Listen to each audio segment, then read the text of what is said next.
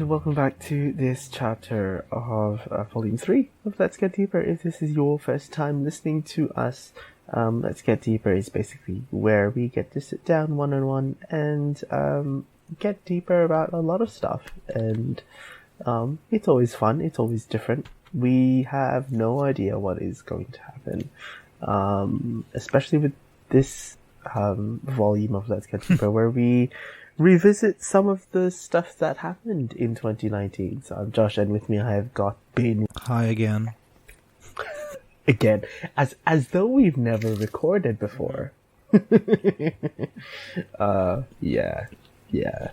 Just I guess for the listeners, take a drink, because what happened was, yeah. If you know the drinking game that my carries father on from the happened main is show, what happened. Yeah. That was the thing. So there we go. How have you been? I'm pretty good. My mom bought these really weird, like, biscuit things, and I'm really enjoying them right now. What are they?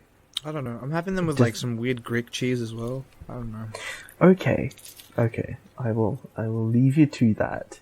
I guess, how will we start this off? How was 2019 for you, like, generally? It was better than last year.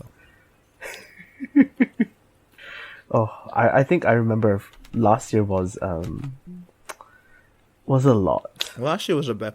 To be fair, the last few years have been pretty bad, but like last year was like the culmination of the bad. Like the tipping point, I guess. Yeah. This year it was like I got to do what I wanted, basically. So I had a better time with my life. Fun times. Yep. I mean, that's like a good thing, because now that you found out what you really want to do, and it's something that you do enjoy doing, so just keep rolling with it. Yeah, I found my passion, which is, it's what you want to do, right? Yeah, of course. And that passion is, if I'm not mistaken, filmmaking. This is correct. So, how many projects? Because I remember seeing this stuff pop up on group chat occasionally. So I was involved in 5 projects this year. I'm like, it left me exhausted, but in like a good way, as I was saying before. No, but like, it's like the kind of exhausted where you have that sense of accomplishment, where you're like, oh yeah, like, I did something, and I'm proud of myself, and now it's time for like a break. I mean, fair enough. You can't just go from one project to another. You do kind of need a break every once in a while, so that's fair.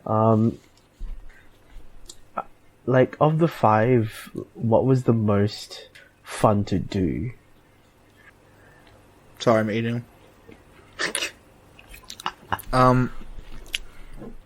So the one I sent the group chat, it's now tentatively known as the trigger glass clip. Yep. So I sent a clip of my friend getting bottled with trigger glass. It was pretty funny. But that movie, or film I should say, is like probably the best one that I did, which is because we spent so much fucking time on it, like 6 fucking days spread over like 3 or 4 weeks. So oof, they're fun. I mean, it was fun, but like not fun. You know what I mean? You know what I mean? Yeah, you know what I'm talking about. I get what you mean. You have to put the work into it, but at the end of the day, the product that comes out of it. Exactly. Yeah. And because if I remember, you only started what you're doing now at the start of this year, right? Correct. So it's kind of been, from what I remember, it's kind of been like a long time coming to figure out what you wanted to do. Yeah. So basically, it all started Long time ago. When I was like 15, no, 14.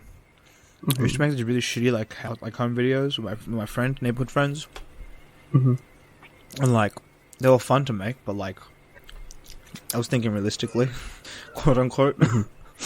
Yes. So I was doing academic stuff to like. I mean, if I'm being real with you, it was mainly just to make my parents happy, which I see as like now is probably the worst thing I could have done. Like there's no shame in making your parents happy. There's also no shame in making yourself happy, you know what I mean? Yes. Big mood. So basically what ended up happening was year 11 and 12 I was doing subjects I didn't like. And in an environment that had always brought me stress, which was just like the competitiveness of VC and stuff, and like because I'd always been compared as a kid, so yeah, Ben was stressed, and I had like quote unquote expectations that my parents, you know, had set,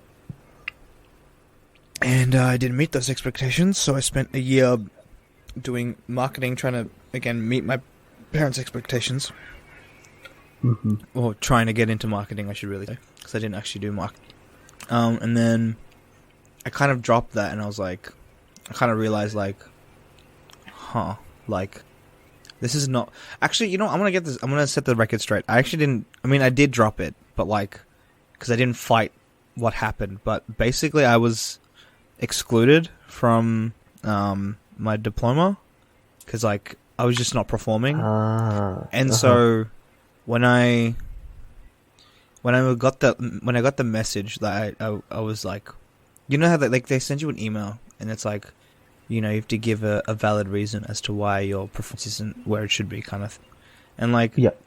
The only reason why my performance was so low is because I just never handed in my assignments on time, like, because I just didn't care, like, because I didn't enjoy what I was doing. Yeah. Because like all the assignments that I had like handed in on time, I had gotten distinctions on, or like a high distinction. So it wasn't that it wasn't the fact that I was doing bad academically. It was just I just didn't bother. You know, make sense? Yeah. And so when I got that email, I was like, I could fight this, and I could like just keep going and get like, you know, do marketing and stuff. Yeah. But like, I was just at that point where I was like, I just don't want to. You know, like, I'd rather do something else. And I think that's probably the best thing. Like, being excluded from the diploma is probably the best thing that's happened to me. Because it gave me a year to, like, well, firstly, try and work. Like, just see if I could enter the workforce. Which couldn't, because I fucking hated my job. I came to hate my job, because I didn't hate it during that year. Started hating it this year, so I quit. But yeah, like, once, like, I kind of realized that I want to be doing something more creative, my friends told me to, you know, sign up for the diploma of film and television. I was like, okay, and I looked into it, and I have to have like a portfolio and stuff, which I didn't have. So I was like, I'll do something else. And I looked, there was a certificate, it's just basically building your portfolio for the year after.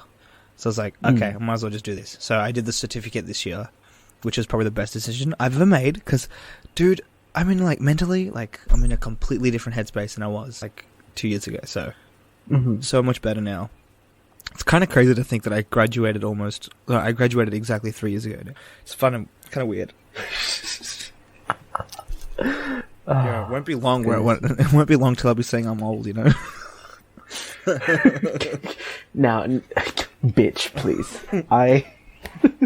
I graduated almost 10 years and a month. Oh my God. To the day. Oh my God. So. Oh my God. We're talking like graduating high school, so yes. Stop. So if you feel old, bitch, please stop. Hold my tea. Please stop. I can feel the age. Even better. I'm kidding. Even better. I graduated from my bachelor's 7 years and about a week ago. About a week ago. Wait, is this for your research stuff? No, this is my first my bachelor's degree. So this is my first uni degree. Right. What did you get? A bachelor of what? Science? Arts? What? Applied science. Oh. Major in medical science. So, basically that was kind of like you. I was trying to appease my parents by like kind of going into medicine. And I did not step foot in the industry, and look where I am now. Nice. So, and we kind of covered this in the podcast, like the recording that won't make it to air because there is no audio. But Father. self-esteem is a big thing. And I think, especially for Asians in their early 20s, it's very hard to, distance yourself from all the comparisons that are being done. Yeah. And I get it, because it's literally what I lived through, in uni and high school. So, like, it's very prevalent in like just Asian cultures in general, not just like, oh yeah, like, I mean, even some, I mean, you could argue that there are some like more upper class competitiveness, but even then, like white rich people, I mean, sure, there's competitiveness to like save face because you're getting sent to an expensive school or that kind of shit. At the end of the day, like those kids are probably just going to inherit their wealth anyway. Like, it's not. Yeah, you know what I mean. There's so much like privilege. Whereas like here, like whereas like for Asian immigrants, it's like, well, we have no wealth. Like we have no. Yeah. We're pinning all our hopes onto the child, on our children. So, it's a lot of pressure. It's a lot of pressure. That's what it is. It's a lot of pressure, and I think it's like, and it's just. And the child, unfortunately, has no say in this. And as I was saying, as I was saying before, like and that obviously affects, the child's their self-esteem, and that expands into other areas. Like, as I was saying before, like I used to, so it used to be like my self-esteem was purely like an academic. I had a thing about, being, I guess, like academically good, I guess, because that's what was that was what I was being compared like over and over again. But then I slowly realized that it's not the only thing that that's not the only aspect of my self-esteem that was affected. Like socially, even like looking back when I was in year 11 and 12, I was really closed off. Even the start of university, I was like really anxious. Like I wasn't like, it wasn't the fact that I was like uncomfortable. No, actually, I take it back. I was uncomfortable. It was just like, I don't know. I just was really closed off, and thank God for uni, because like uni broke me back out of my shell, and I was back to being like an extroverted person. But like for a year there, I was like, for like all of year 12 and like just the beginning of my first like proper days in uni, like I was a wreck. Like I was like, I couldn't talk to people outside my comfort zone. Like you know what I mean? It's just, and then I just, I kind of like recognized even, and again, I had a revelation the night before, as I was saying in the last recording. Fucking goddamn. But I recognized that like, I was talking to a person and like I talked to them for like 2 hours. And then, like, they left, and whatever. And so I went after my friend, and my friend was telling me, like, like, that person was interested in you. Like, you could have taken that to, like, a second meeting or something. And I was like, I didn't realize that, like, people would be interested in me more than once unless they initiated it, I guess. Make sense? Mm-hmm. And so, yeah, that was a kind of a moment for me where I was like, oh, okay, well then, like, I guess people are like interested in talking to me. Like, I'm not just some dude that they met at a gig. Like, you know what I mean? And like, and when I eventually went and talked to that person later on via text, and like they were interested in a second meeting. So I was like, oh, okay, cool. But yeah, like, I think that culture that we're brought up in, like, we're compared all the time, shit. It's just so it's like, it's unfortunate because like, obviously, mental health and like Asian culture is like, it's one of those things where you just don't talk about it because like, I think it's just more like our parents kind of maybe feel ill-equipped to deal with that kind of stuff because it's like they may have had to sure they had to deal with it when they were younger maybe, but like maybe it's like it's just because the context under which they're like, I guess, mental health was affected is different to what ours is under. Like, because they see us as privileged because like we're in a you know a quote unquote developed country. You know, we're like where we learn like we're bilingual for the most part, like all that kind of stuff. Even though my parents are like multilingual, fucking no. Like I think they feel like they're ill-equipped to deal with that kind of stuff, and so they brush it off as like, oh, it's just that my children complain or whatever. You know what I mean? And because the context in which they were growing up was completely different. Like for my parents especially, like my dad, whilst you would consider them rich. In Nepal, like they were still pretty. Like if you compared them to what I'm living in right now, like the middle class, like Australia, they were very impoverished. You know what I mean? Like, there's a lot of like factors that go into that, and I feel it's really awkward for me because like I don't want to. My parents are always asking me like because they notice when I'm feeling upset and stuff, right? And they like my parents will always ask, and when I try to explain it to them, they don't understand why I feel upset. You know what I mean? Because I think, oh, I'm just being a whiny brat. Because, you know, oh, such and such. Like, it's... Because they always... And then this, again, comes back to comparing things. They always compare it back to their youth and their time as kids. And it's like... Yeah. Like, we live in two different countries with two different cultures. Like, you have to, like, acknowledge that, right? Like, I understand that you're... Like I understand that yes, I'm in a privileged position. I understand that like I'm born in a country where they value education. They value I have my issues with the current government, so I shouldn't really be saying those kind of things because they don't really value that stuff. I live in a country where I have the ability to like what's the word? I guess I just have it's easier for me to access education over here than it would be over there. That makes sense? Yeah. And so they think, you know, I have so many opportunities in life and, you know, like it's easy. Like life should be easier for me because I'm in such a privileged position, which again, it is. So like, I can't say no to that. But the thing is like, because I've only ever known this life, right, I don't know what kind of privilege I have. Does it make sense? Yeah, and so they've seen me on this pedestal, whereas like I feel like I'm like not like because I'm born in a culture where everyone else is also on a similar pedestal to me, so it's like I don't see that like that I guess that advantage that I have over what they had when they were kids, and so it's harder for me. It's harder for me to recognize why I'm privileged, whereas my parents look at me and like, oh, like whatever, like you're born in this country, like yada yada yada, like you know, yeah, you live in this nice house and all this kind of stuff. Like obviously there's a disconnect there, and they can't comprehend why there's that disconnect, basically. Yeah, and I think it's not just that they're ill-equipped. I think for our parents, their generation and the previous generation, I think particularly for like those who were born in the middle of World War II and after, like immediate post-war, because there's lots of trauma associated with it. The only way that they knew how to channel that trauma was to work. Yeah.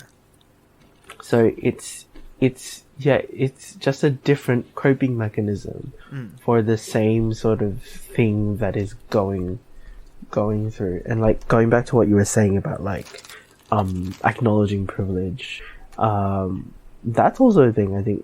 I think my parents are more aware of it because they've lived outside the Philippines for a long time, and like seeing what with family, our extended family, it's like there are certain assumptions that are placed upon immigrant families that, you know, like there's a whole thing about like sending money back home or something, right?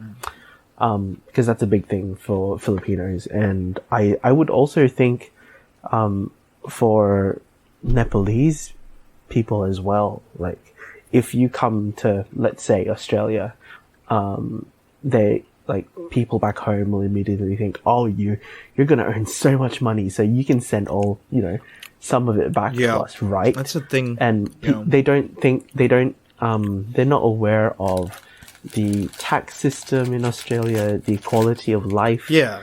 that we face here, and those sorts of difficulties. So yeah, it's very much a not just a generational disconnect, but a cultural disconnect as well. Sure. So big mood. But yeah, you briefly touched on mental health, and that was a thing that was how would you say your mental health was in 2019 compared to last year, to 2018? It's in a better place. That being said, I didn't see my therapist at all this year, which I should have, because I still have some issues that I need to sort out, which I've been recognizing over the last few weeks. Mainly self-esteem issues, again, as we touched on just before. I have this, like... Yeah. I'll explore it further now, actually, because I can. Fuck you. I have this, like, as I was saying before, like, I have this, like, perception of myself where I feel like I'm very, quote-unquote, unattractive. And, like, I guess conventionally I am, because I'm bigger, but whatever. This is me trying to be positive, so look. No, but I've noticed, like, recently, like, I've been, like, trying to talk to people and, like, I guess engage with them on, like, a romantic level. But it always, like, ends up falling through. And I guess I'm coming to the realization that, like, I don't need to label my interactions with people. You know what I mean? I was talking about this in the last recording. But I don't need to see myself as, like, oh, I can only be... Like, so the way I used to think was, like, oh, I'm only friends with this person. And, like... That's all I can ever be with this person, right? Like, instead I should be, like, and as I said before, instead I should be thinking, like, okay, like, if I enjoy this person's company, doesn't matter if it's romantic or platonic, I should spend more time with them, right? Like, that's just how that's just how I reckon my interactions should be, instead of how they are. And, like, obviously, if you develop romantic feelings for a person, then you, like, I would confess that, but, like, if that other person doesn't have those feelings, like, then whatever, I still have them as a friend. You know, I can still engage with them platonically, so... And yeah, it hurts, sure, for a while, but whatever, like... End of the day, if I still enjoy that person's company, I don't want to lose that person as a friend, so I'm still hang out with them, you know what I mean? Yeah, that's fair. Yeah. And, like, you know, like... and I have, like, it's just a lot of issues of, like, I keep, like... And I think this is a symptom of... my childhood, but, like, I have this, like, really, like, sick, like, feeling of, like, envy when it comes to all my other friends. Like, I noticed this like twice now recently. So this one time I was basically third wheel, my friend and his, like, my best mate and his girlfriend, and, like, I'm happy for them. They're great together. I just, in my, like I just envied that feeling of having, like, someone, quote unquote, right? And then recently, like, it was, like, not even 2 days ago. No, it was, like, yesterday. I was at my mate's place, like, because I had never been to her because she moved from one place to another and hadn't visited her new place in, like, forever. So I just went, and, like, it was me, her, and her boyfriend, and then her roommate and his girlfriend as well. So I was fifth wheeling, and I was like, I was just like, this is great. Like, what fun. But, and it's just, like, one of those things that nags at me, and it's just like, and I know I shouldn't let it bother me, but it does. So that's one of the things that I need to talk about with my therapist, because I'm like, I don't know why I do that to myself, because, like, you know, everyone's got their own journey, and obviously my journey means that I haven't met anybody that I've interacted with romantically. So, like, obviously, and maybe it's because I'm just not mature enough for that yet, and so I just have to give it a bit of time, you know, and that's fair. Like, I get that, and I'm happy to wait, but I'm also just like, it's just one of those things where I keep comparing, you know, in my head, without even noticing it, and so I have to Mhm. try and stop that, you know? Yeah. Because it's Yeah. not fair on myself to be like, oh, I'm not in a relationship. Well, who cares Mhm. if you're not in a relationship? Like, you still have friends, you still have people who care about you, you still have your parents. Like, it's not the end of the world to not have a partner, right? Like, it's Yeah. just like life, you know, fucking, you know. Mhm. And some people, like live fulfilled lives without having a partner, and you know, I have to get like, I think what I need to do is just kind of be happy by myself. I have to get to a point where I'm like, okay, well, you know, it doesn't matter if I have a partner or not. I'm just happy being myself, happy being with myself. Like, Mhm. you know, I feel like Yeah. I've said this Yeah. like many times before, and I still haven't reached that place yet. But I'm getting there Mhm. because, like, again, I'm in a better place than I was last year. I'm in a place where I'm making things that I enjoy. I'm with my friends a lot more. I hang out with my friends a lot more, doing a lot more social things now.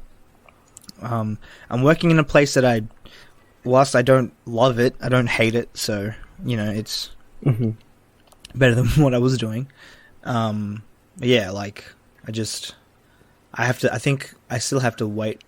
Or not even wait, like, I just have to forget about it, basically. Just, like, not concern myself with, like, romance and just, like, focus on myself. And then, I don't know. If it happens, it happens. If it doesn't, it doesn't. I don't give a shit anymore. Like, I do give a shit right now, but, like, I need to stop giving a shit, basically.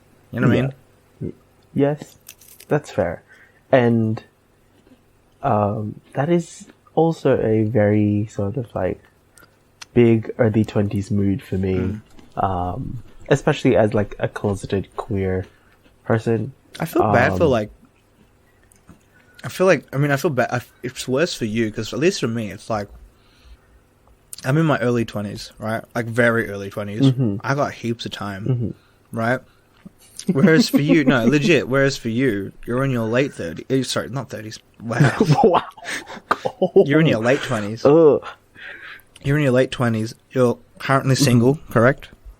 Yes. Right, you're currently single, and you're Uh-huh. from an Asian household where the pressure Yes. is like really on you to be in a relationship, to get married and have kids soon. You know what I mean? And it Yes. sucks because like Yes. you're a queer guy who's like Mhm. in this situation where you're like, well, fuck, like, I mean, what do okay. I do? I think, well, I know definitely before I came out to my parents, the most pressure doesn't come from them. Comes from the aunties. It comes from the aunties and my grandparents. Yeah. Because, well, for people that may not have listened to the finale of Volume 2, because that is actually a very good episode to go listen to. That's my, like, 1 year since I came out sort of reflection, but I'll touch back here, is that I have not come out to my paternal grandparents. So that's going to be a fun adventure when we explore that eventually. But, you know, like, it's very interesting. My parents, when I was around your age, in my, like, as I was in uni, for, like, the first time around, is that they were like, we don't, it's interesting. They prioritized education over relationships, which for me was like an easy get out clause of like, okay, I just won't tell them I'm gay, because I'll just focus on study. Oh, what a mood, right? Me and Max, yeah, but- we're just studying. Sorry, I had to make the joke. I mean, fair enough. You know, that was a very easy out. And even after coming out, like, my parents aren't pressuring me to find someone and get married and have kids. But I think I've come around on being envious on other people's relationships, and because it's weird, like, people come to me, the single queer guy, Right? Like, for relationship advice. for I think- hetero relationship advice too, hey? Yes, especially hetero. Yes, That would be No, so weird. It's such a weird thing to be asked. It's Is like, how do we? Because it's like, okay, I have obviously no experience in het relationships, so, or very little and very immature experience in het relationships. But also, what do you expect me to say? Yeah. Because I am not het, so that rules out a lot of stuff. It's like, what knowledge can I bring to this? Exactly. That is vastly different and can help you. Like, if it... At the end of the day, though, like, because I'm in the same boat, more or less, but probably, more or less. Like I'm the straight dude that everybody comes to. It comes to me for relationship advice, and I'm like, what makes you think I'm qualified to give any sort of relationship advice? Like, I have never been in a relationship, right? Like, I don't, genuinely, I don't know, like, when people giving quote unquote signals for, like, I guess interest, you know, like, what makes you think, and then, like, but the thing is, it's like, at the end of the day, most of this, like, the problems that people are having in relationships just comes down to, like, they're just not communicating well. They just have to be blunt, and they don't want to be blunt, but you have to be blunt sometimes. You know what I mean? Like, it's just like, yes, like, I get that you, like, you're in love with this person, you don't want to hurt their feelings, but sometimes, you have to fucking hurt their feelings, because you don't want you don't want to be in a position where you're hurting for the relationship. You want to be in a position where both of you are, enjoying the relationship, because that's what a relationship is. It's helping each other, not hindering each other, you know? Yeah. And I think just as importantly is, like, the occasional, like, argument is fine, because that's healthy. It's like, if you're putting up a front for other people, then you're not doing it for you. So that's also, like, it's a balance, and mate, it's such a mood. I just don't, like, seriously though, like, why is that such a trope? Why is it, like, why do people in relationships, this is a genuine question, why do people in relationships go to their single friends, generally the people that have been single the longest as well, it's never the people that are, like, in and out of relationships, it's always, like, people who have, like, either not had a relationship in, like, a few years, or people who have never been in a relationship. Like, people in relationships always go to those people specifically for relationship advice, and you're like, why? Like, why? Yeah, I don't. I think it's because this is after, like, lots of reflecting on, like, my experience as well, is that I think they come to people like us because we are the outsider perspective. We have hopefully no negative bias towards, like, people in relationships. But what I mean by that is that it's you can see things that they may not see for what it actually is. Yeah, I guess so. So, like, kind of like the toxic behavior, the gaslighting, the bitchiness that goes on. And, like, it's apparent, it must be apparent to us. And I think that's mostly the reason why. Yeah. Ooh. Sorry.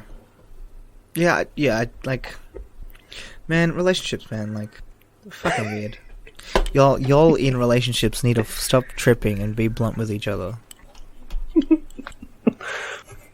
You know, as you were talking before, in the words of the immortal RuPaul, if you can't love yourself, how the hell are you going to love somebody else? Yeah, exactly. That's another thing. I don't hate myself anymore, which is great, but, like, it's definitely not a place where I love myself, so hey, look. Well, I mean, it's like, it's a work in progress. Yeah. It's a journey. I think it's one of those things where it's like, just as long as you're, like, continuously working on yourself, you can never really say that like, you hate yourself. You know what I mean? Yeah. Like, people who say that are, like, they're in a position where they feel like they have nothing to do with this, like, they, you know what I mean? Like, they feel like they're stagnant because they're just stuck, which sucks. But, like, there's always something to do. You just gotta look hard. Look for it. Just go look for it. I'll look for it, man. Don't know what that voice was, but okay. Okay, fine. What else this year, I guess, happened for you? Like, stood out to you? Stood out to me. Just personally, before we get on to like media and stuff. What else do you? I mean, like, yeah, I changed jobs. That's not great. I mean, the pay is better than what it was, and like, I don't know, I enjoy the work a bit more. I just, what's the word? It's just, hospo's not for me at all, I don't think. I think hospo's like, just one of those things where it's like, okay, I get it. I'm here to like make money. I don't really care about my customers as much as I should, but hey, I put on a fake smile and I serve them anyway, which is probably not the greatest thing, because they're always preaching this at work. They're always like, you gotta smile from the inside. And I'm like, what the fuck does that even mean? Like, I've had 5 hours sleep because of my shift from last night. Like, please stop. Like, that's another thing I've realized. Like, I'm probably gonna have to move out if I want to keep working. I live way far away from the city, and there are always roadworks, always train works on my, which is like the worst, because you'll leave work at like 1 o'clock in the morning and you won't get home until 5 or 6 o'clock, because replacement buses suck, genuinely. Yikes. Dude, I was like on my way home yesterday, and they had a bus from from Caulfield to Westall. And I was looking at the like sign, and it was saying that for the rest of this month there are rail works. I was just like, why? Especially in December, why would you do that to people? You know what I mean? Like, there are a lot of families that want to come out into the city, that want to go explore the city, right? And now they can't. You know what I mean? Yeah. I just fucking like. Look, I'm not saying it's a bad thing, because like infrastructure is important, like especially public infrastructure. The better your public transport, the better, like, in general you'll perform, at least when it comes to like emissions and stuff. It'll bring it down, because there are not as many cars on the road. That being said, though, when there's constant like rail works because you haven't planned out the infrastructure properly, that's when it gets dumb, because people are going to use their cars anyway instead of taking public transport. So it's just like, why are you doing this to me? Stop. Yeah. So I either have to move out or get a car. I'm probably going to get a car and move out. Hey, look. Fun times. Anyway. And I think, yeah. What else is, I mean, nothing else has really stood out. Like, I deleted dating apps for the 50th time. Like, I don't know. I matched with 2 girls that like I thought I had something with, but again, it's Tinder, so obviously nothing happened there. This is just going back to me being salty about relationships. So, and I think the one girl that I did actually have a connection with, like, she left the country. Oh no, she left the state in 3 days after I talked to her. And not only that, but she's from a different country, so she went back to her home country, so that was great. It's fun times. I'm cursed, man.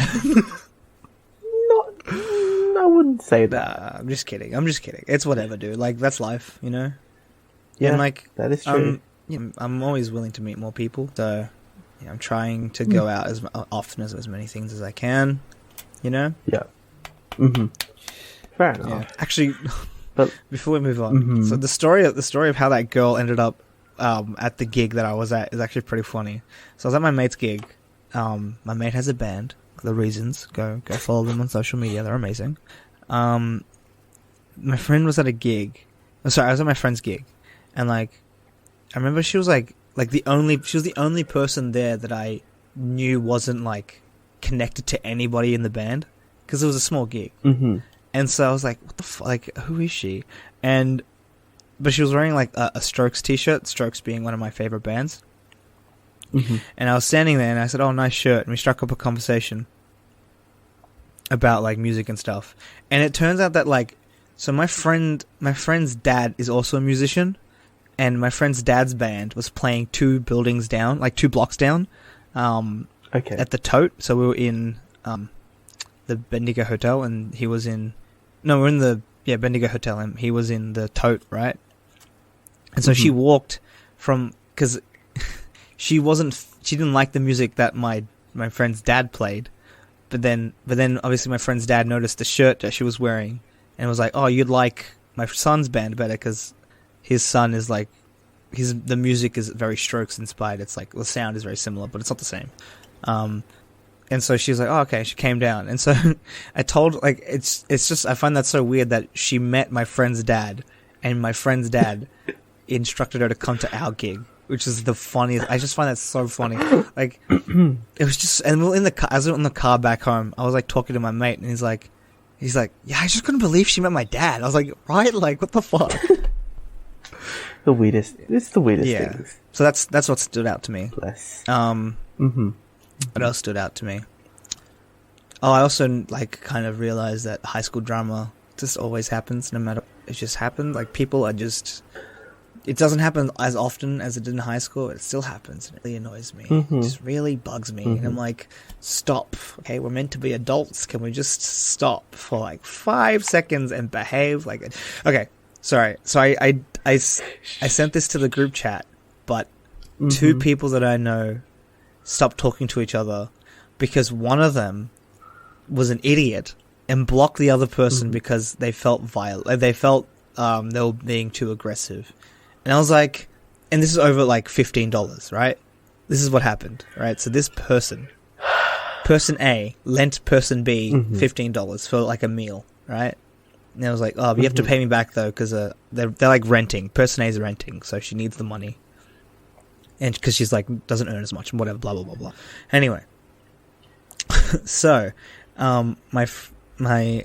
person A tells that to person B. Person B is like, "Yeah, cool, like I'll do that."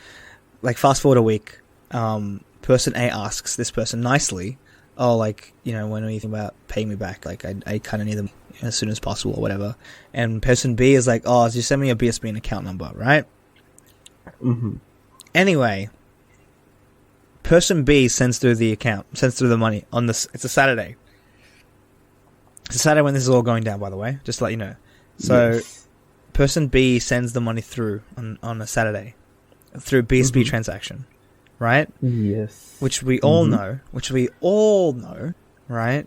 Doesn't start getting processed until Monday. Yes. Person A responds, "Are you going to pay me back or what? This is Sunday." Person B blocks person A. Oh my god. Person A gets angry. Monday. Tuesday the money goes through. Money comes through on their account, right? Oh, actually, no, I think it took longer because it was two different banks, and so they always take like 2 or 3 days. So anyway, a few days pass, and the money's finally transferred into the account, right?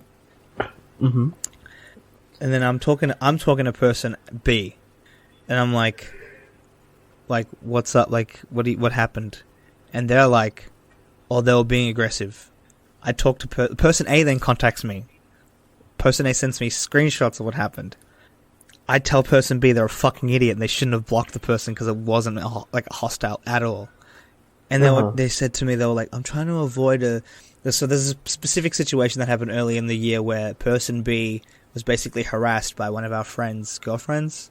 And it was not great. Anyway, so she's like, person B was like, "Yeah, like I was just trying to avoid that situation."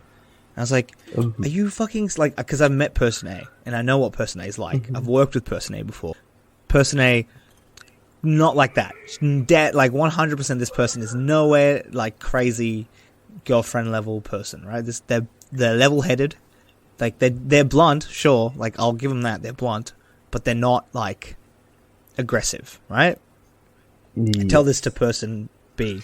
Person B then has a bit of a breakdown, and I'm like, okay, look, if you're gonna be an idiot over this, like I don't think like you guys are gonna reconcile because you're being too stubborn to say sorry, and person A is like rightfully pissed that you blocked them after they asked you where their money was. Like, dude, like come on, man, like just say sorry. And then like person A is like, "Yeah, like look, if you say sorry, I'll forgive you and stuff. It's just,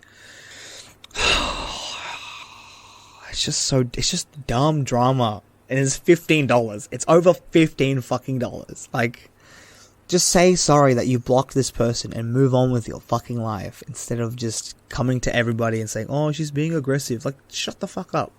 Okay? Just say sorry. You're in the wrong. Just say sorry. It's all you need to do. And then we can all move on. Man, it's so dumb. Like, that's the kind of shit that would go down in high school. And I'm like, where... Like, I get you guys are just out of uni, like, sorry, just out of high school, because most of them are like 18, 19, right? By the end of the year. I'm like, just because, like, you just fresh out of high school doesn't mean you need to act like, you're an adult, like, you're adults now technically, just figure it out. Like, even in high school, year 12 wasn't that bad, like, most of us got along. So, like, I don't know. Yeah, so that's what happened. Spilling the tea right there. High school. This happened this year. It's the worst thing. I'm like 20-something. Or I say 20-something. I'm like 21, right? It hasn't been that long since I finished high school, and I'm already over it. And I'm like, come on, man. Like, just chill out. Like, no one wants to be back in high school right now, okay? Everyone here is like in their 20s trying to get on with life, right? Like, yeah. Stop. Yeah. Oh dear. Yeah. So I guess in terms of media this year, like what are some of the favorite things that have come out this year? Yes, for you. Okay. I have to get my phone out because well, I mean, you can lead off with Pokemon if you really wanted to. Oh yeah, I mean, I guess so Pokemon. I don't know what else to say. It's like, it's a good game because it's the formula just works. It just works every time. That being said, though, Pokemon hasn't really innovated itself in like the 20 years. It has gimmicks, sure, but it's never really been. It hasn't innovated. Does that make sense? Mm-hmm. Like, Mega Evolutions are pretty cool. Dynamaxing is pretty cool, and Gigantamaxing is pretty dope. But, like, actually, I think they're onto something with the wild area. I think if they did that, but, like, the whole map, instead of just one area, that would be pretty cool. And, I mean, the wild area in Sword and Shield is pretty large. It's, like, I want to say, like, a good... like 30, 40-ish% of the map. It's like fairly large, but like you can still do more with it. You know what I mean? And I think raid battles are a really good idea. The way that they did that is pretty cool. I think there should be more of that. That stuff should stay. Like, that's what I'm saying. Other than that, like, I don't know. It's one of those things where it's like there's all these gimmicks in Sword and Shield where it's like it makes the game fun, sure, but it's like still a gimmick. It's not a core of the game, like of the series, right? Like they've already confirmed that Dynamaxing, I think, is going to stick to a Galar thing. Pretty sure, right? Yeah. And so it's frustrating to me because it's like, well, like those max raid battles are so much fun, especially when you're like with your friends and like there's 4 of you and you link up and you go and take on like a Gigantamax Snorlax or some shit. You know, it's fun and like I don't know how if they should implement raid battles in the next Pokemon for sure because I think that's a really cool concept. But I don't know how they're gonna do it without Dynamaxing. You know what I mean?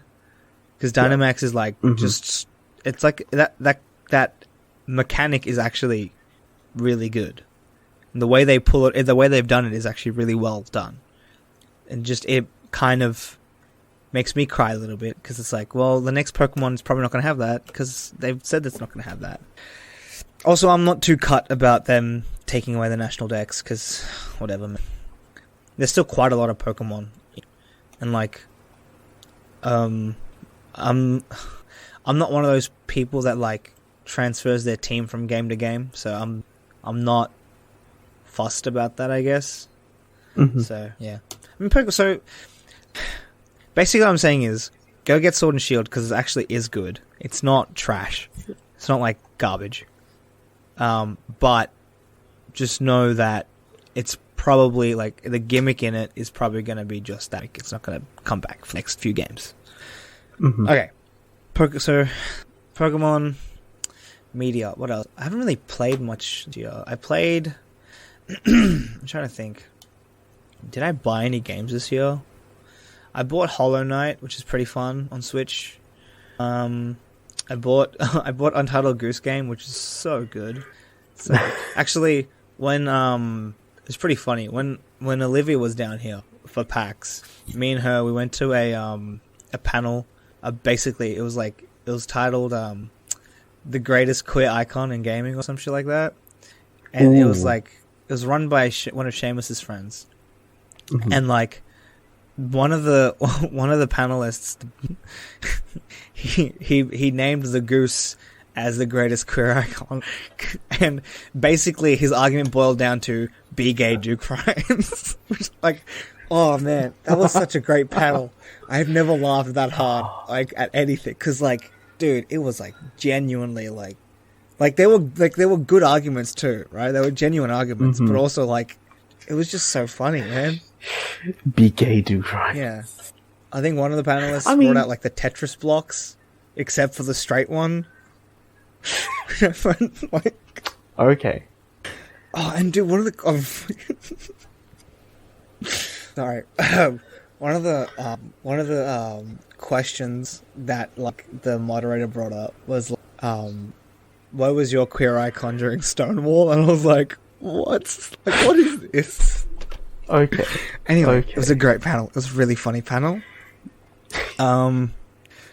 Dude, the Untitled Goose threw the first brick at Stonewall. Probably. Look. But Untitled Goose Game is so much fun. You just, I saw a screenshot the other day of someone who stole literally everything, and now I want to do it. So I'm gonna try that. I'm gonna go steal everything I can. What else? I haven't really played many video games this year. It's kind of sad. Because I want to. I like playing video games. Yeah, no, video games are pretty, I haven't really played much. It sucks. TV. Let's talk about that, because I have watched a lot of that. I watched a lot of anime, actually. Yeah. Lots of anime has been watched. So... let's talk about TV first. In terms of TV that came out this year that I enjoyed, The Dragon Prince was amazing. The fourth season, I think it is. Is it fourth or third? I can't remember. I think it's the third season. It is third season. Sorry.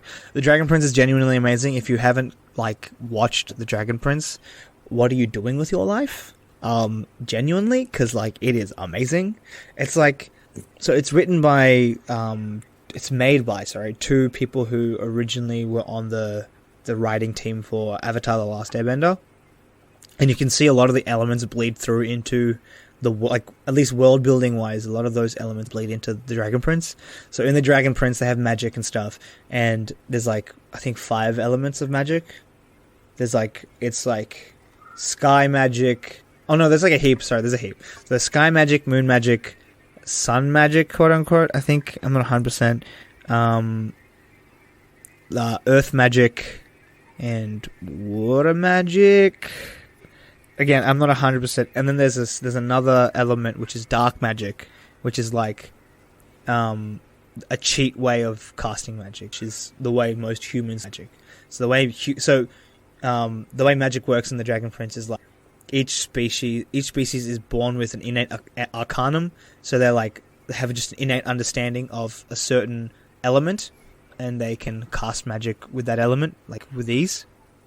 But humans are born without that, so humans are seen as inferior because they can't cast magic, right? But I think the theory right now is that the reason why humans don't have an arcanum innately is because they can learn any arcanum.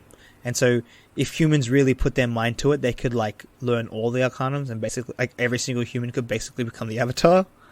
But it would take like years and years of like meditation and practice. So it would, like, by the time they had all arcanums, they would be like old as fuck. So and so instead of like just spending time learning how to cast, like learning the arcanum, they would instead, most human sorcerers, what they would do is they would get a living animal that had a certain connection to a certain element, and they would sacrifice that animal's life and enable to use its power, its arcanum, and use it in spells and stuff. So that's how that works. That's how dark magic works, right? Mm-hmm. So, for example, like if like there was a bird, right? They would get a bird's feather, right? And they would use the life that's in there in that feather to like cast some kind of like wind magic, right? Okay. And if they like, the more powerful the spell, the more it requires. So for like, say, a really powerful like tornado or something, maybe they have to like take the lives of 3 birds or some shit. Like, it's some stuff like that. Like, anyway, and the world's really interesting, but what's even better is the writing. The writing is so good. It's like crisp. It's so like, oh man. And also the acting, like Sokka's voice actor plays the main character Callum, and he's just so good. And like my ship, this is my favorite part. My ship from season 1 finally happened. It finally became official. Oh. I don't want to spoil it because it's a great ship, and it's just so heartwarming to see them like just realize they have feelings for each other, and like yes. Low key cut that my auntie Amaya ship didn't happen, so I shipped her with her translator, the redhead dude. That didn't happen, but that being said, her current love interest is dope, and I love her too, so it's great. Yeah, it's just really great, and like, it's just such a fucking great show. It's just like, I could fawn over the world building for hours. It's one of those shows. And like, if you're, I guess, paying attention to representation stuff, which I feel like most people are nowadays. It's got great queer representation and great like just ethnic like diversity when it comes to the characters. Like it's so cool. So and not even that, but like also family, like dynamically relationships are also diverse. So Callum and I forgot how to say his name, but his brother, who is the prince of like the main kingdom, right, that they follow. Hold on, Ezran, that's right, how you say so. So Ezran is his stepbrother, and Ezran is, I think, half quote unquote Eastern, half like black, basically. So there's no like there's no like actual race, like there's no like human races, quote unquote, right? It's just, but they're like, it's their version of like an Eastern lady and their version of a black man, basically. Okay. And so Ezran is that, and Callum, I think, is half white, half Asian, because they're like step brothers and stuff. Right? They're half brothers, because Ezran's mum and Callum's mum are the same person. So yeah. Anyway, and like, so there's that, and then like they also like show like, like the family, dude. Like, there's just so much shit that happens. It's so great. Like, the main antagonist has like 2 kids, and like the 2 kids like play off each other really well. Like their like chemistry is really good. But then there's something happens. Something happens in season 3 between them, and it's just like, oh, it's just like so good. Anyway, and like queer representation. There's it's quite abundant. Again, like I think so. Amaya, she is currently dating a female. Sana is a female as well, so there's that. And then I think the main bad guy, I don't know like 100% if that person is like non-binary, because I don't think they really care. There's also like there's a scene where you find out like a kingdom has two queens, basically. One kingdom has two queens. one queendom really. Anyway, so one had two queens, like stuff like that. And like there's also like a lot of like really cool stuff with like children who are in power, who are like, you know what I mean? And like it kind of does like discuss like the fact that a lot of older people obviously don't trust kids in power. And there's this one really good scene where the main antagonist is trying to get like all the other human kingdoms to come to an agreement, but there's this one child who's in charge of a country where she like possesses a lot of like I guess like wisdom for her age, because she's like 12 or some shit, and she's been through like 1 billion different assassination attempts, and like, you know, because she's a child in power, but she like knows what she's doing. It's great. It's really cool. It's real. Just fucking watch the show, man. It's such a good show. God. So Dragon Prince is really good. What else have I been watching? I'm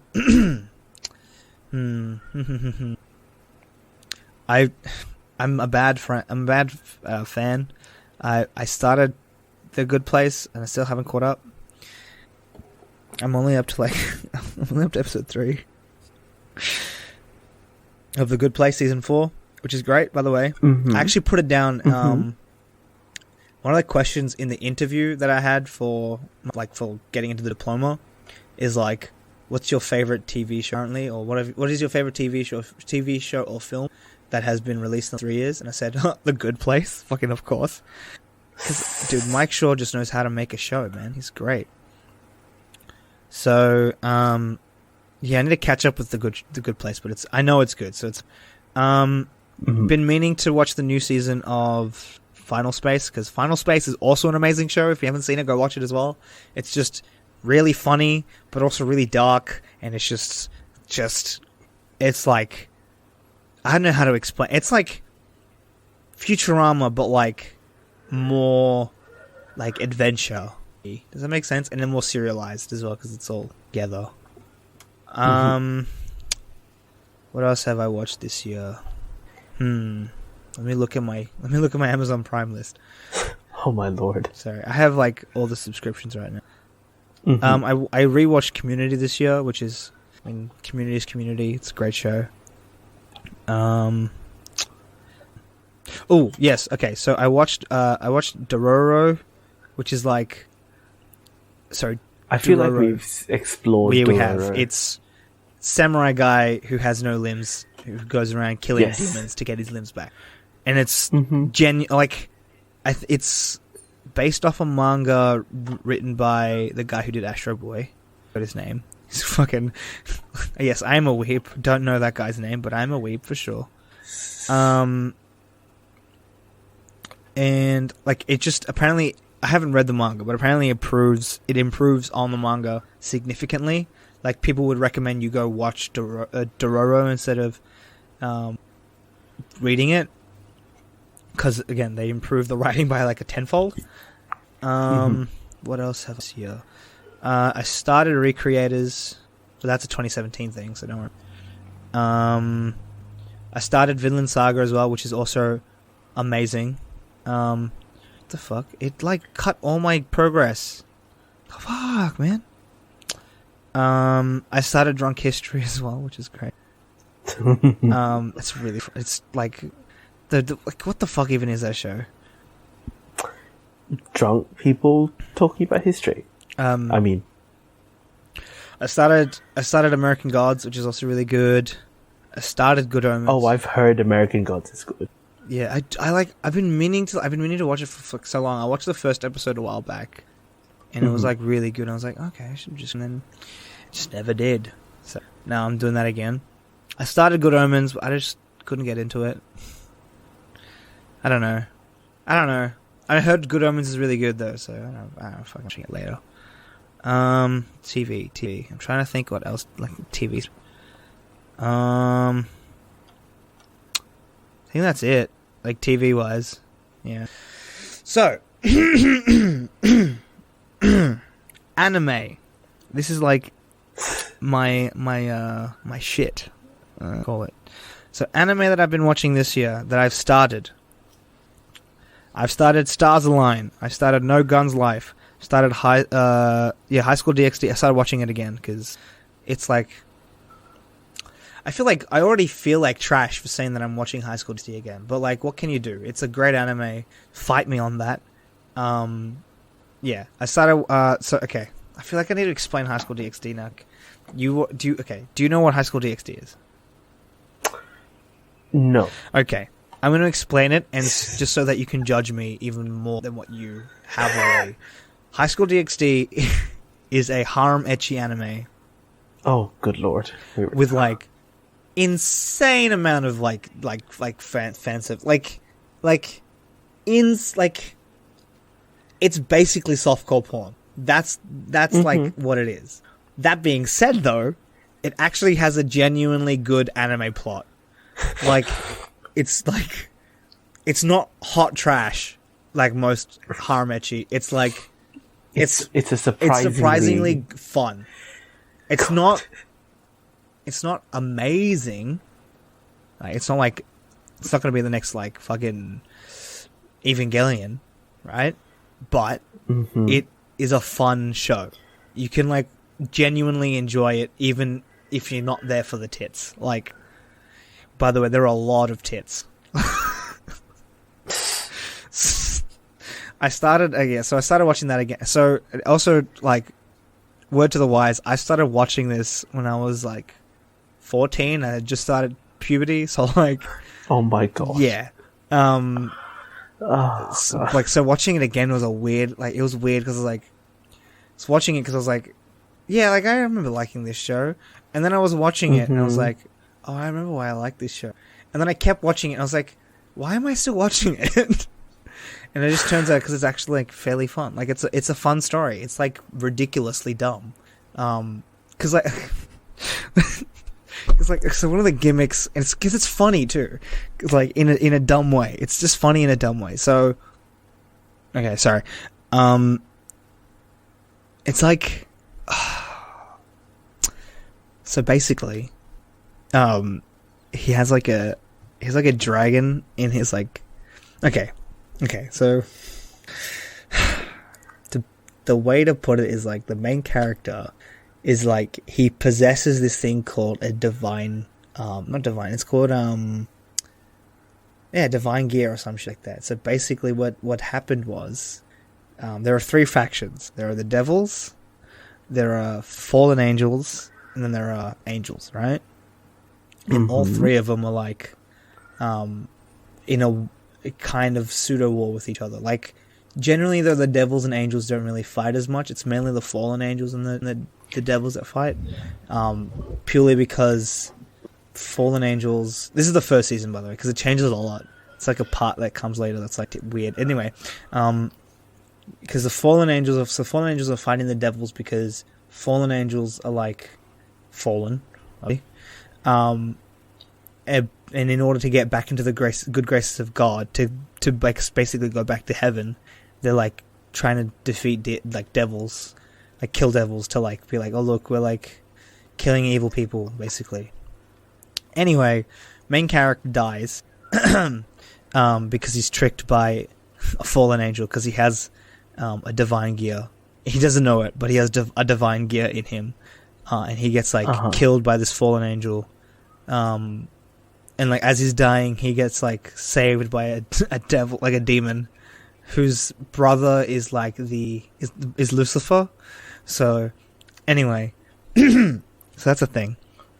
So he gets saved, and it turns out he has what's called boosted gear, right? And it's like the manifestation of like a dragon that had to be sealed away, because like this dragon was like on par with God and could kill God or some shit like.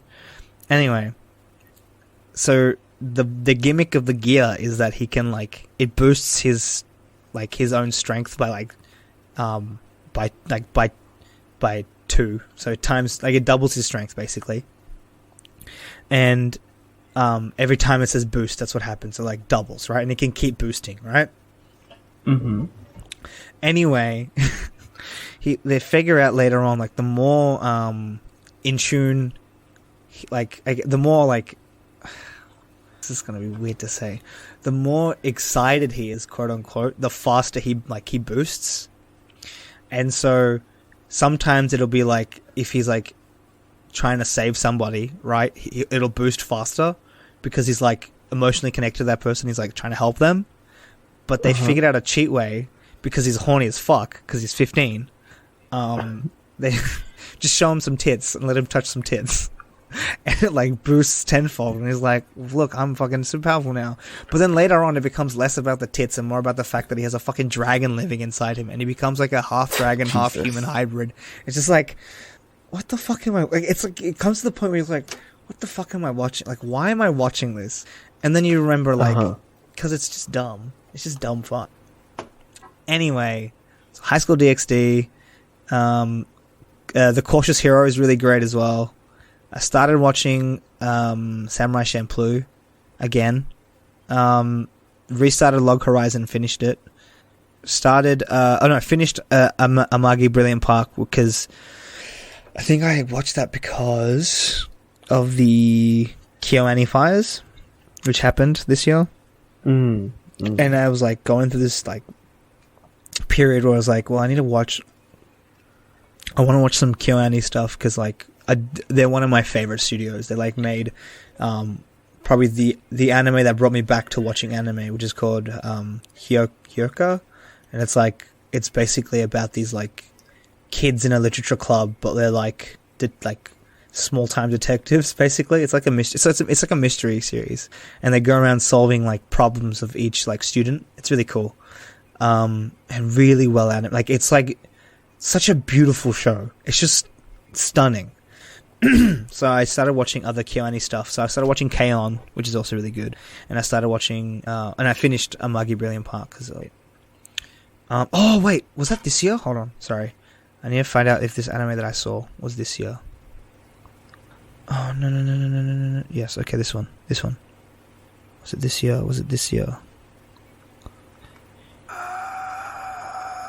Sorry, this is weird. No, it wasn't. It was the end of last year.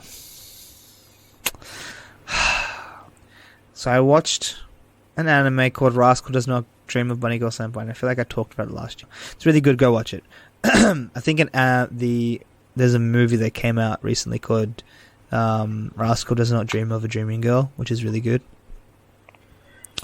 These are all stuff I watched ages ago. So that's that one. Now we're going to a different app to like look at my other stuff.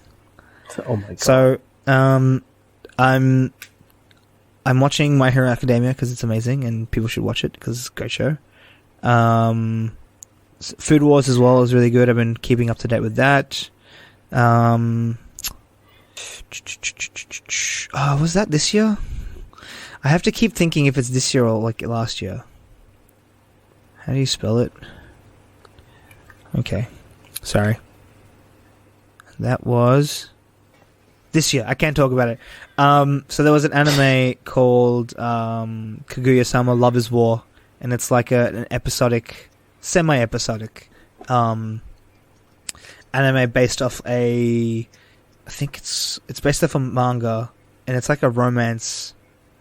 It's really dumb. It's basically like a romance done in the way of a shonen.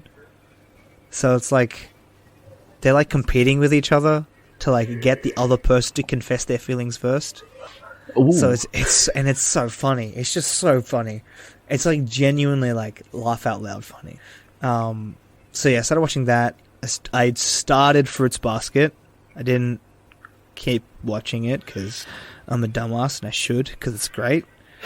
This is the new one, by the way, not the old one, not the old Fruits Basket that people think of. I'm talking about the new and improved one. Fire Force. I started watching, I think, Wise Man's Grandchild. Was that this year or last year? Don't remember. Oh, I started watching. I finished Hitoribochi, which is an amazing show, amazing anime. Basically about this really socially inept girl, and like she's like entering she's going to a new school because it's like start of high school basically in Japan, or senior school I should say. And so she's moving from middle school to senior school, her best friend. Her best friend's going to a different school from middle school, right? And so her best friend in middle school is like, by the end of the year, you need to make friends with everybody, or you can no longer be friends. Everybody in your class, or else you can no longer be friends. Right? That's what her best friend says to her, and then she leaves. Mm-hmm. And so with this promise in mind, Hitoribachi is literally all about this socially inept like girl who's like really bad at social situations, like trying to make friends, and it's really endearing and it's really heartwarming. People should go watch it. It's good. It's like a good healing anime if you like just in the mood for something just like slow and cute, I guess, right? So go watch that. Fire Force, which I said already. Watch the new season of Is It Wrong to Try Pick Up Girls in the Dungeon? It's also really good. It's like basic good. It's not like masterpiece good, but it's like one of those animes. It's like you're better than mediocre, so I'll watch you. So that's what I watched. That Fire Force is really, really good. Fire Force is, I think, done by the same studio who did Soul Eater, and it's illustrated and written originally by the same person who did Soul Eater. So it's great. It's really good. Given. Oh my god. Okay. I don't know how to start talking about this one.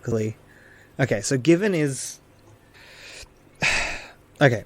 Most dudes that I know will never recommend a BL anime. BL standing for boys, right?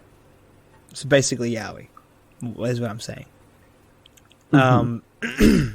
So most men will not recommend BL unless they themselves are like, I guess, either queer or like genuinely into BL. Most men are not. Anyway, that's the thing. Most men won't suggest. Given, I watched it and I started seeing discussions about it on Reddit and stuff, and I was like genuinely surprised because so many dudes had watched the anime and started recommending it to people, and I was like, what the fuck? So I watched it and I found out why. It's just an amazing anime. It's basically about this guy who's like he has a guitar that he had been gifted to him, and he doesn't know how to play it, so he and the main character like starts teaching him how to play the guitar, and so like the main character falls in love with the guy with the guitar, you know, like standard romance stuff. But like the thing that like really hits home is that like there's like in the halfway through the anime, there's like an episode where they have to like write a song and perform it because they're in a band, and they're like at a live gig. They want to get a live gig, so the guy with the guitar writes a song, and it turns out the song is about his ex-boyfriend. And it's like it's like heart-wrenching because you never find out what happened to him. It's like vaguely like touched at like what happened. Like you don't know what happens. It turns out like his ex-boyfriend basically committed suicide. And it's like and like as he's singing the song, it does like a flashback of how like they met, and then how like how dating was, and then how like they had like a falling out, and then like a bit after that they're like the boyfriend killed himself, and you're like, fuck. And then like it's just and like reading like because he's like singing as he's singing, because he's singing in Japanese, but it has like the subtitles, and as you're reading the subtitles, you're like, this is so fucked. And it's just like, oh, it's just heart-wrenching. It's so heart-wrenching. It's so good though. It's just so good. It's just like, it's kind of dumb in the sense that the emotional stakes for like, and the way they kind of rationalize the suicide is like, oh, it's basically the guy with the guitar feels like it's his fault that his ex-boyfriend committed suicide and then like he died or some shit. And I was like, yeah, but that's not how it works. And like, but the show kind of backs that theory, and you're like, it's not how that works, but okay. But that being said though, it's still like, there's still enough heart in the show where you're like, okay, like I don't know, it's one of those animes you have to watch because it's like really genuinely good. Given is like genuinely good, and like all the interactions between all the characters are just amazing. It's kind of funny because all the characters are kind of in love with each other, which I find so funny. So everybody in the band is in love with somebody else in the band, and you're like, fucking what? Anyway, but it's great. It's really good. and like, but the like interactions are really wholesome and cute, and like, just like, I don't know. It's just like the way they've done it is like any other romance anime I would watch, but like it's boys love instead of, you know, a hetero. Like, yeah. But yeah, it's really good. Go watch it. It's not like, and it's also just one of the other things. It's not like doesn't exploit the gayness. Does that make sense? Like a lot of yaoi does that, and a lot of BL does that. They like exploit the gayness of characters. Basically, they don't do that in this. It's very like, yeah, the characters, like, it's basically like, yeah, characters are gay, whatever, keep going. Like, that's life. Just keep moving on. It doesn't, like, dwell on that. Does that make sense? Yeah. Yeah, okay, cool. So, yeah, Given was really good. Go watch it. Also, the music in it's really good, too, because it's a music anime. What else did I watch? Demon Slayer. Oh, Demon Slayer. What to say about Demon Slayer? Demon Slayer is like just amazing. I feel like I've talked about it too much already in the podcast, but it's just like genuinely an amazing anime as well. It's like it takes the shonen formula, but then they change it just enough to be like, okay, like this is really cool. Like, one of the things that they do is, like, the main character, Tanjiro, is, like, he, like, kind of comes to terms, because he has to kill these, like, demons, obviously, but he kind of comes to terms with the fact that, like, he has to kill them, right? And so, like, in most shonen, like, the main character never kills them, because everyone's human or some shit. But so instead what they do is that, like, it's a necessity, you have to kill these demons, because the demons will just keep eating humans and, like, just ruining humanity and stuff, right? And so what they do instead is, like, Tanjiro is, like, very, like, empathetic towards the demons, because the demons used to be humans, but they got turned into demons by, like, the main bad guy. Okay, whole other thing. But yeah, so, like, it's just, like, it's just good. There's just a lot of, like, there's a lot of already videos out there, like, explaining why the show is so good, so I don't want to, like, dwell on it. Just go watch it, because, like, it's just and, like, and the animation, the animation, man, makes me just want to fucking die, because it's so good. It's, like, it's just so smooth, and, like, fluid, and just, everything about it is just so great, and the way they, like, so, each character has, like, a different style of fighting with their swords, basically. And each style is like, there's like, it's like style of water or style of fire or whatever, right? And like in the anime, it's like within the universe of the anime, obviously, like they're like they're not actually using elemental magic or whatever, but like when you're watching it, the way they animate each fighting style is they get the actual like element that their style is based off, and they like cover the sword in that like thing. So like there are these like scenes where Tanjiro like runs, he's like pulls his sword out, and there's like just water kind of like rushes off it, and you're like, oh, it's so good. And there's like another scene where like what's his name? Fuck, I forgot his name. How the fuck did I forget his name? What the shit? Zenitsu, sorry. So there's a scene where Zenitsu, like the first time you ever see him use his like sword, he like, you just see like lightning, like static electricity like start to like flow around him, and like electric going, it's just beautifully animated, man. Go watch it. It's good. It's fucking good. Towards the end of the year, I've been watching 3 anime. I've been watching JoJo's Bizarre Adventure, which is old.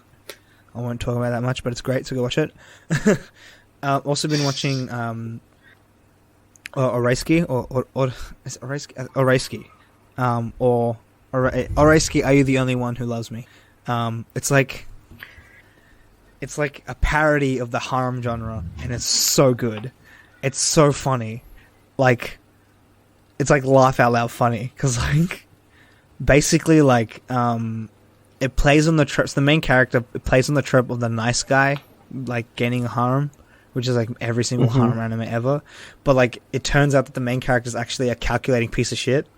And like, it's just like, he like in like, it turns out that like his best friend is also like a calculating person. Like, his best friend has like tried to like set up this thing where he, it's just so good, man. It's hard to explain why it's so good, because like, I need like a full 20 minutes to explain it. But the basic premise is like, the main character is like trying to build a harem, but then like he doesn't, but he does, question mark, without really realizing it. Okay. So, hold on. And then the other anime I've been watching is called Ascendance of a Bookworm, and it's like, it's an isekai anime, which means like being sent to another world kind of thing, where you like, you die and then you wake up in a different world. It's like fantasy and shit, right? Mm-hmm. But this one is based off like a girl who, she was like a bookworm, and then she dies, and then the world she's born into has books, but it's only reserved for the wealthy, and she's born into like a lower class family. And so the whole thing is her trying to make a book so that she can read books. Mm-hmm. And like, and then it starts, but the great thing is like, it starts dealing with issues like, because she wasn't like born into the world, she was like, she died in our world, and then she was put into the body of another girl. So she like, that makes sense? Uh-huh. And so it starts dealing with like, starts like tackling things of like identity and stuff. Like one of the characters kind of starts to recognize that like the person that he's talking to isn't the person that he used to know. And it's just like, it's just so good. And like, yeah, dude, it's like genuinely a great watch as well. Yeah. And that's what I've been watching media wise. Yeah. It's a lot. Yeah, it's like 20 minutes of the fucking podcast. Just me. I'd say more. That. Probably. But yeah, I mean, you know. I guess if there's one last thing before we start wrapping up is there something that you'd like to see happen for you next year, being 2020? The year of perfect vision. Oh, I don't have perfect vision though. Anyway, 2020. I just want to like, I don't know. I just want to. I think by the end of 2020, I want to have at least directed like 2 or 3 short films, and like submitted one to a short film festival, which I feel like is kind of realistic. Even though I've only just started making movies, I think it's kind of realistic. Yeah, I think that's what I want to do. Yeah, no, I think that's all I really want for 2020. Oh, and also like being in a better mental health and better mental state than I am now, but and maybe like having moved out as well. That's probably hopefully it probably won't happen, but we can try. Fair enough. Anyway, I think it's a good time to start wrapping up. Probably. So, yes. Bin, where can people find you if people want to find you? You can find me at Bins in the Air on Twitter, or at Almighty Poop on Instagram, or here's a new thing. Hey, look. I'm gonna be starting another separate venture called Bargain Bin Media soon. So if you want to like inquire about photography of video, mainly video, I'll be mainly doing video. For if you have like an artist friend who wants like video content done, like a musician or something, hit me up at bargainbinmedia@gmail.com. It's my business email, so do that. Oh my god. Oh, the bins never stop. Yeah, look. I've kind of my brand is now trash. Actual trash. Legitimate trash. It's amazing. Oh my god. If you want to come find me, well, you're just gonna have to listen to any other Let's Get Deeper episode, or to my episode, I guess. But if you want to come follow the podcast, we are on both Twitter and Instagram as Great Mates Podcast, so come follow us there. We'll be posting more stuff on this show and our other two shows. Spoilers for days, our spoiler cast, and the main show, Great Mates Podcast. So go sub to those and sub to this one wherever you're listening to us. If you are listening to us on Apple Podcasts, feel free to leave us a rating and review. Or if you don't want to, that's fine. We don't care. Share us to your friends, and yeah, this is going to be it. Thank you again, Ben, for doing this. No problems. For another year. Another year. How long have we been doing this for now? Like almost 2. I don't know. It'll be 3 years in July 2020. Jesus. It's been a time. Oh my god. My friend. It has been a time. But for you, listener, thank you for sticking out with us for another episode, and we will see you guys next time. Bye. Bye-bye.